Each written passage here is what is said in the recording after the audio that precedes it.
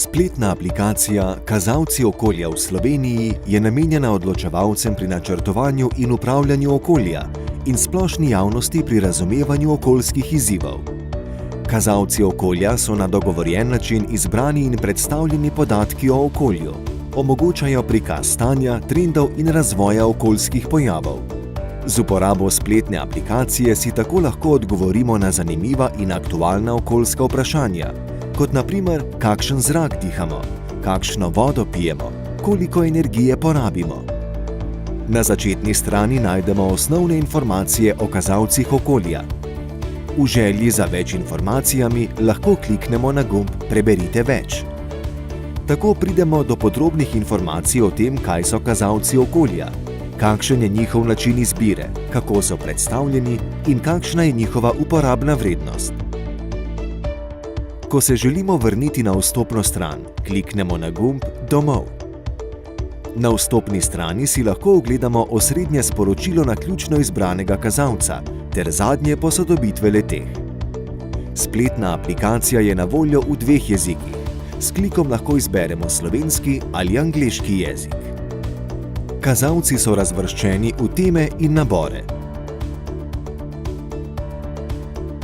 V primeru, da nas zanima, kakšno vodo pijemo, med temami izberemo področje vode in izbiro potrdimo s klikom na gumb Potrdi izbor. Podatki o kakovosti pitne vode se nahajajo v kazalcu Kakovost pitne vode. Če na kazalec kliknemo, si ga lahko podrobneje ogledamo. S klikom na bližnjico Okoljski trendi si lahko ogledamo trend razvoja izbranega pojava. Tako kot za področje prometa, tudi za ostala področja trende prikazujejo obrazki različnih barv. Temni obrazki nas opozarjajo na to, kje v okolju so potrebne izboljšave. Zeleni obrazki pomenijo dobro, rumeni pa neopredeljeno stanje. Vsak kazalec ima v tabeli izpisan naslov in svojo identifikacijsko številko, šifro, na primer PR09, pred naslovom kazalca Izpusti toplogrednih plinov iz prometa. Vsak kazalec ima svoj časovni podatkovni niz. Pogostost osvežitev je odvisna od razpoložljivosti podatkov. Če primerjamo zaporedna leta, vidimo, da se ocena stanja lahko spreminja. Če kazalec v posameznem letu ni bil posodobljen, ocene ni. Na levi strani je na voljo seznam tem, po katerih so kazalci razporejeni. S klikom na puščico ob imenu teme se nam ti prikažejo. Za ogled kliknemo na izbrani kazalec. Levo od identifikacijske šifre in imena kazalca je prikazan okvir presoje DPSIR. D pomeni gonilne sile, kamor spadajo socioekonomski dejavniki, kot na primer obseg potniškega ali tovornega prometa. P pomeni pritiske, ki popisujejo, koliko izpustov povzroča v okolje promet, energetika, industrija, kmetijstvo. S označuje stanje okolja, torej kakšen zrak dihamo ali kakšno vodo pijemo. I so vplivi na zdravje ali na ekosisteme. R pa odzivi, med katerimi najdemo cene goriv, davke na energente ter podatke o okoljskih subvencijah.